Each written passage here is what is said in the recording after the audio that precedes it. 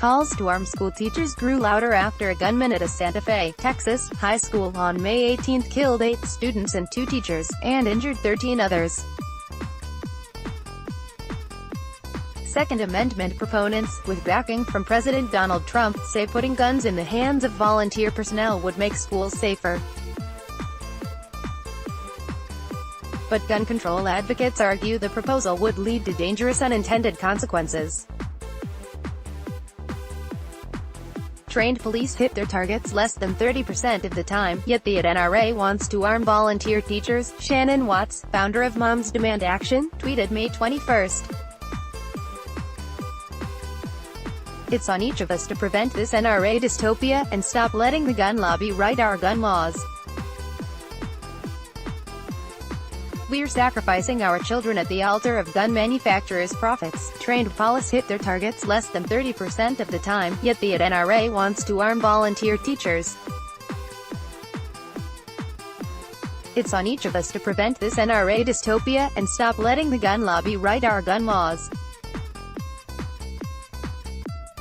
We're sacrificing our children at the altar of gun manufacturers' profits.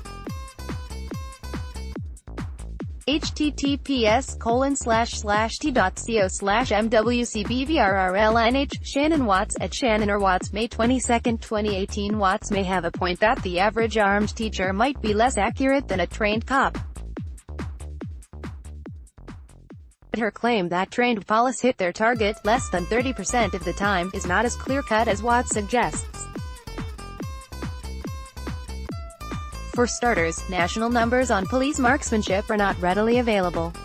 But we found data on some individual jurisdictions, including several major metropolitan police departments.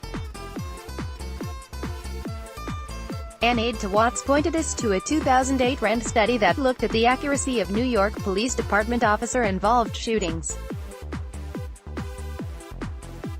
The key data point is the hit rate, the number of rounds that struck a suspect divided by total shots fired. The RAND study looked at NYPD firearm discharge reports from 1998 through 2006. Some of the findings point in Watts' favor, while other data refutes her point. Hit ratios were below 30% for gunfights, 18%, and from long ranges, 23% for more than 7 yards away.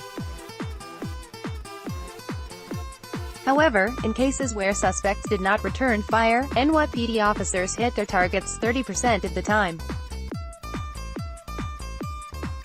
Accuracy levels were above 30% when the target was 7 yards away or closer, 37%.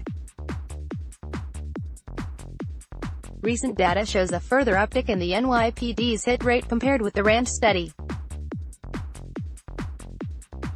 Inspector Kevin Maloney, who headed up the NYPD unit that oversees police-involved shootings, told the New York Daily News in December 2017 that the NYPD fired a record low number of rounds that year. The department's hit ratio also exceeded those in the 2008 RAND study in 2017. NYPD cops fired 170 shots and hit their targets 75 times, for a hit ratio of 44% for the year, as of Dec. 2017. In 2016, police landed 107 of a total 304 shots fired, a hit ratio of roughly 35%. Again, Watts said the hit rate was less than 30%. Recent data from the Los Angeles Police Department further undermines Watts' claim. According to the LAPD's 2016 report, the average annual hit ratio from 2012 through 2016 was 33.4%, with a substantial uptick in 2016. With a lot of training and reform, LAPD has a hit rate of 48% in 2016. That is likely at the high end of hit rates, said Gregory Ridgway, an associate professor of criminology and statistics at the University of Pennsylvania. Their number of rounds per incident is also way down in the last 5 years. In a 2006 study, Michael D. White, a criminology professor at Arizona State University, provided a roundup of hit ratio data from various jurisdictions and timeframes.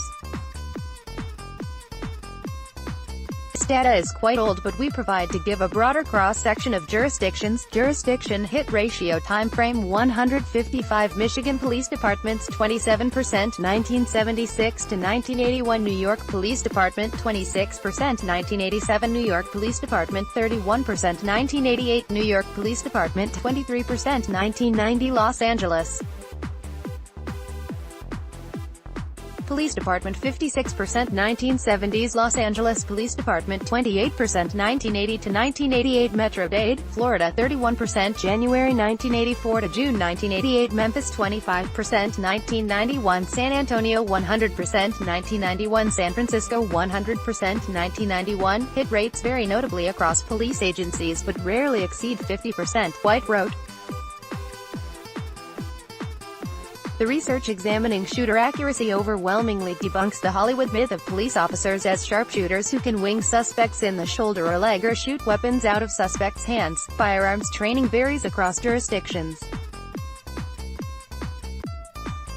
Some major metropolitan police departments require officers to qualify up to 4 times a year on handgun marksmanship and undergo simulated training exercises. Police experts say that armed teachers should also be forced to undertake specialized and repeated training regimens. Simply putting a gun on the premises and hoping someone's going to do the right thing with it is baseless, Chris Gralnick, a former law enforcement officer who specializes in security issues, told the PBS NewsHour. All you're doing is signing people up for PTSD. Trump first proposed arming teachers following the Feb. 14 shooting at Marjory Stoneman Douglas High School in Parkland, Florida, that killed 14 students and 3 staff members, and wounded 17 others. Administration officials in March said the White House wants to partner with local officials to give teachers and other volunteer school personnel rigorous firearms training, but offered few details on a concept that has been embraced by the National Rifle Association. Neither the White House nor NRA responded to requests for a comment. Watts said, trained police hit their targets less than 30% of the time. By saying less than 30%, Watts is distorting the facts. A national figure for police marksmanship is not readily available. Overall, data from some jurisdictions supports Watts' claim, while other data refutes it. This claim is partially accurate. B rated half true.